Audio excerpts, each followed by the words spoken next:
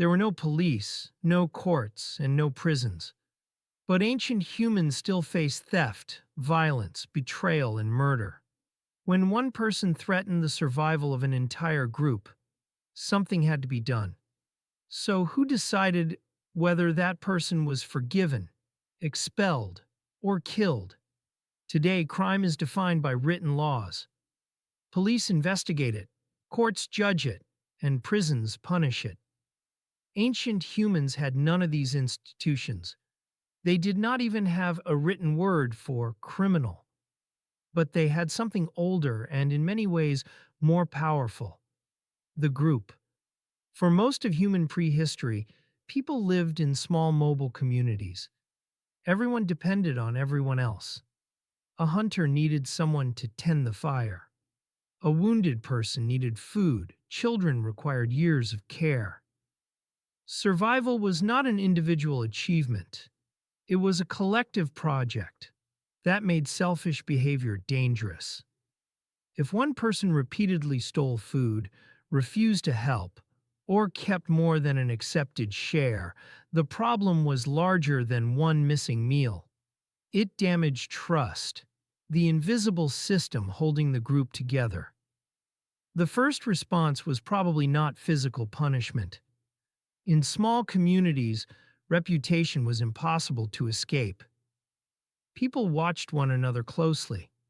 Complaints, criticism, ridicule, and gossip could turn the entire group against a selfish individual. Even successful hunters could be mocked if they became arrogant. In many egalitarian hunter-gatherer societies studied by anthropologists, boasting attracts criticism rather than praise. Humility helps prevent one powerful person from dominating everybody else. This may sound mild, but exclusion could be devastating. In a world built on cooperation, losing support meant losing food, protection, information, and potential partners. Social isolation was a punishment long before a locked cell existed. Most conflicts did not need to end in violence. Relatives, elders, respected hunters, or other group members could intervene. They might listen to both sides, calm the argument, and search for a solution acceptable to the community. Compensation could restore a damaged relationship. A stolen object might be returned. Food might be offered. A favor might be promised. The goal was not always to make an offender suffer. Often, the more important goal was to repair cooperation. This is different from a modern fine paid to the state. There was no government treasury. Compensation went directly to the injured person, their family, or the group whose trust had been violated. For first offense, apology, repayment, and changed behavior may have been enough. Small groups could not afford to discard useful members over every mistake. A capable hunter, skilled toolmaker, or experienced gatherer was valuable. But repeated behavior was another matter. Someone who cheated again and again showed that warnings were not working. Community support could gradually disappear. People might stop sharing food, refuse assistance, or decline to defend that person during conflict. No individual needed to be stronger than the offender. Coalition was the group's greatest weapon. Several weaker people acting together could restrain, confront, or drive away even a physically dominant aggressor. This helped prevent the rise of permanent tyrants. Leadership in a mobile band was rarely the same as kingship. A respected individual could persuade others, but someone who constantly used force risked losing followers, allies, and protection. Violence created a much more dangerous problem. An injury was rarely private. Every person had relatives and allies. One attack could produce revenge, then counter-revenge, turning a personal conflict into a cycle capable of dividing the entire community. Mediation, therefore, protected more than the offender. It protected everyone from escalation. A settlement might involve compensation, separation, marriage ties, a public apology, or an agreement that both sides would stop pursuing revenge. There was no universal prehistoric justice system. Different communities almost certainly had different expectations. What counted as a serious offense depended on relationships, circumstances, local traditions, and the damage caused to the group. Stealing decorative beads was not the same as destroying the only weapon a family needed to obtain food. An action became especially serious when it placed other lives at risk. Negligence could also have consequences. Forgetting a duty, revealing the camp's location to an enemy, wasting scarce food, or failing to warn others of danger could threaten everyone, even if no harm was intended. But accusation was not proof. Without writing, cameras, or forensic science, communities relied on witnesses, physical evidence, reputation, and competing stories. That created a serious danger. An unpopular person could be blamed for something they did not do. Justice was never automatically fair. Kinship mattered. A person with many relatives and allies was harder to punish than someone isolated. Fear, anger, jealousy, and old rivalries could distort the group's decision. Mobility provided one solution unavailable in modern cities. People could separate. An offender might leave voluntarily, move to another band, stay with relatives elsewhere, or be told to keep away until the conflict cooled.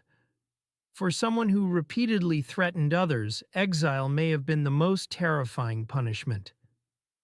It required no prison walls. The wilderness itself became the prison. Alone, a person had fewer eyes to detect predators, fewer hands to hunt, no one to care for an injury, and no firewatch partner at night. Expulsion did not guarantee death, but it could reduce the chance of survival dramatically. Joining another community was possible, but not simple. Newcomers needed relationships, useful skills, or relatives willing to support them. A person known for violence or betrayal might discover a reputation traveled farther than expected. What happened when exile failed, or when a violent individual refused to leave? This is where the evidence becomes uncomfortable. In some small-scale societies documented by researchers, persistently dangerous people have been collectively killed. This was not a formal execution ordered by a judge. It could be a collective decision that the risk of allowing one person to remain had become greater than the risk of removing them permanently. Such an act would not necessarily have felt triumphant. The offender might have been a relative, hunting partner, or childhood companion. Protecting the group could still carry grief, fear, and the possibility of revenge. Can archaeology prove exactly how prehistoric criminals were punished? Usually no. Bones may reveal injuries or violent death, but they rarely tell us who attacked whom, why it happened, or whether the group considered it punishment, revenge, warfare, or self-defense. To build possible explanations, scholars combine archaeological evidence with evolutionary models and carefully interpreted studies of recent or living small-scale societies. These comparisons offer clues, not perfect windows into the Stone Age. Modern hunter-gatherers are not fossils from the past. They have their own histories and cannot simply be treated as copies of ancient people. Their practices show what human societies can do, not exactly what every prehistoric community did. The nature of punishment changed when humans began settling permanently. Farming created stored food, land boundaries, inherited property, larger populations, and conflicts between people who were not close relatives. As communities became larger, reputation and face-to-face mediation were no longer enough. Rules became more formal. Leaders gained power to judge disputes. Guards enforced decisions.